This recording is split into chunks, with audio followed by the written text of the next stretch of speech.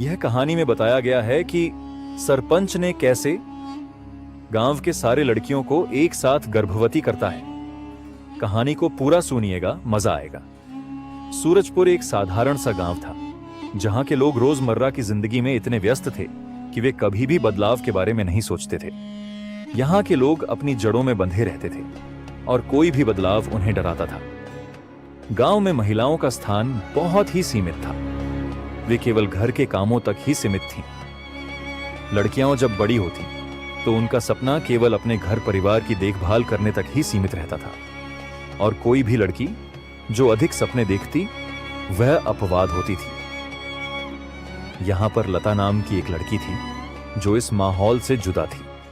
उसका सपना था कि वह डॉक्टर बने और गांव के गरीबों की सेवा करे। वह केवल गांव की परंपराओं और सीमाओं के भीतर नहीं बंधना चाहती थी, बल्कि अपनी कड़ी मेहनत और हिम्मत से कुछ बड़ा करना चाहती थी।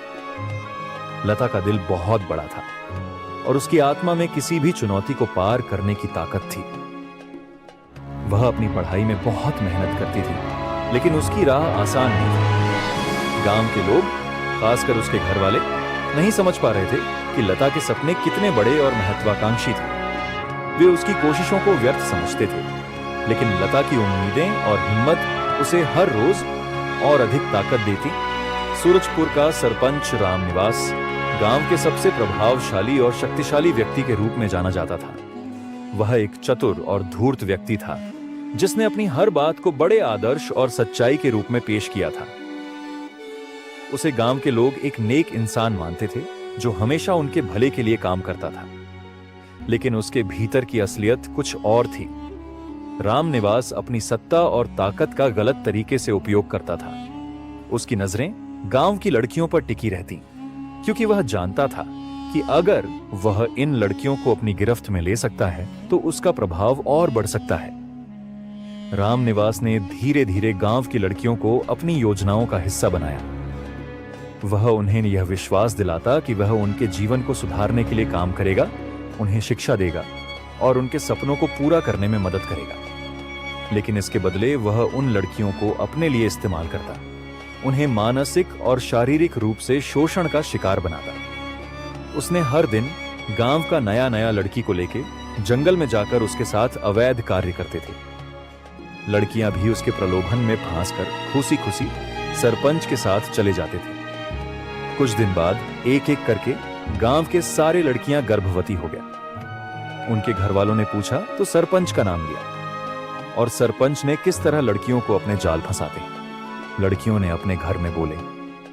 सरपंच रामनिवास के पास शक्ति थी और उसके खिलाफ कोई आवाज उठाने का साहस नहीं करता था। लोग उसकी बातों को नकार नहीं सकते थे, क्योंकि वह हमेशा अपनी अच्छाई का मुखौटा पहने रहता था। वह गांव में राजनीतिक रूप से इतना ताकतवर था कि किसी को भी उसकी सत्ता के खिलाफ बोलने की हिम्मत नहीं होती थी। वह गरीब और निरीह लड़कियों को अपनी चपेट में लेता और उन्हें अपनी शक्ति का खेल खेलने के लिए मजबूर करता। रामनिवास की पत्नी राधिका अपने पति के साथ अत्यधिक सम्मानजनक जीवन जीने का दावा करती थी। वह गांव की प्रमुख महिला थी और उसकी छवि हमेशा एक आदर्श पत्नी के रूप में प्रस्तुत की जाती थी। वह हमेशा अपने पति का समर्थन करती, उनके कार्यों में उनका साथ देती और कभी भी उनकी नीतियों के खिलाफ एक शब्द भी नहीं बोलती। राधिका को लगता था कि वह अपने पति की सफलता में योगदान दे रही है, और उसे लगता था कि उसकी पूरी जिंदगी केवल उसकी संतुष्टि और पति के आदर्श के बारे में है। लेकिन राधिका की अपनी दुनिया थी, जो पूरी तरह से झूठ और छल से भरी हुई थी। वह जानती थी कि उसका पति अपने स्वार्थ के लिए लड़कियों का शोषण कर रहा था, लेकिन उसे डर था कि अगर उसने विरोध किया तो उसे घर में भी अपमान का सामना करना पड़ेगा। राधिका ने कभी भी रामनिवास के खिलाफ बोलने का साहस नहीं किया। वह उसकी गलतियां जानती थी, लेकिन फिर भी वह उनका समर्थन करती थी। उसका मन कभी भी उन लड़कियों के बारे में सोचने को मजबूर होता जिन्हें रामनिवास के हाथों शोषण का सामना करना पड़ रहा था। लेकिन फिर भी वह अपने पति के साथ खड़ी रहती थी, क्योंकि वह अपने परिवार के नाम और सम्मान के लिए चुप थी। यह स्थिति राधिका के लिए बहुत कठिन थी। एक ओर वह अपने पति की ताकत और सत्ता से सुखी थी, और दूसरी ओर उसका दिल उन लड़कियों के प्रति दुख से भरा रहता था। वह जानती थी कि उसका पति जो कर रहा है वह गलत है, लेकिन उसने कभी इसका विरोध नहीं किया। उसकी चुप्पी ने उसे मानसिक रूप से असहाय बना दिया था। उसे अपने अंदर के संघर्ष को छिपाने के लिए एक मुखौटा पहनना पड़ता था, ताकि लोग उसे आदर्श पत्नी और आदर्श महिला के रूप में देखें। लता ने धीरे धीरे यह समझ लिया था कि गांव में जो कुछ भी हो रहा था वह केवल उसकी व्यक्तिगत समस्या नहीं थी, बल्कि यह हर लड़की की समस्या थी। वह अब चुप नहीं रह सकती थी। वह जानती थी कि अगर उसे किसी भी तरह का बदलाव लाना है तो उसे सिर्फ खुद के लिए नहीं, बल्कि उन सभी लड़कियों के लिए लड़ना होगा जो इस शोषण का शिकार हो रही थीं। लता ने अपनी दोस्त सीमा से इस बारे में बात की, जो पहले बहुत डरती थी। सीमा ने डर के मारे कभी भी रामनिवास के खिलाफ आवाज नहीं उठाई थी, लेकिन लता की बातों ने उसे हिम्मत दी। लता ने सीमा को यह समझाया कि अगर वे चुप रहेंगी तो उनकी जिंदगी कभी भी ठीक नहीं होगी। इसलिए लता और सीमा ने मिलकर गांव के अन्य लड़कियों से बात करना शुरू किया। उन्होंने धीरे धीरे गांव की हर लड़की को इस बात से अवगत कराया कि रामनिवास के साथ उनका सहयोग और चुप्पी उन्हें और अधिक नुकसान पहुंचा सकती है। लता की मेहनत और साहस ने धीरे धीरे पूरे गांव में बदलाव की हवा बहा दी। लता ने अब फैसला किया कि उसे इस लड़ाई को और बड़े स्तर पर ले जाना होगा। उसने गांव के बुजुर्गों और समझदार लोगों से मदद मांगने का विचार किया। उन्होंने सरपंच की करतूतों को उजागर करने के लिए योजना बनाई और इसके लिए पुलिस और प्रशासन का सहारा लिया। लता का संघर्ष अब रंग लाने लगा था। गांव के लोग धीरे धीरे सरपंच के असली चेहरे को पहचानने लगे थे। लड़कियां और महिलाएं अब सरपंच के खिलाफ खड़ी हो गई थी। पुलिस और प्रशासन ने भी अब लता की मदद करने का वादा किया।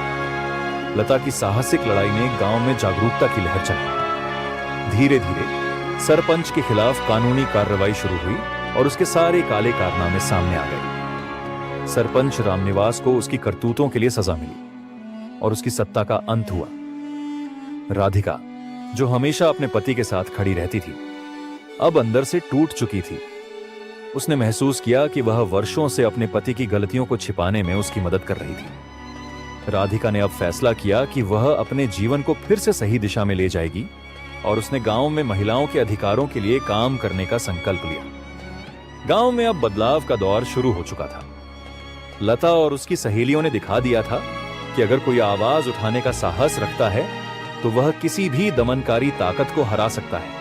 लता की संघर्ष की कहानी ने न केवल उसके गांव बल्कि पूरे समाज को यह सिखाया कि किसी भी प्रकार के शोषण के खिलाफ खड़ा होना हमारी जिम्मेदारी है।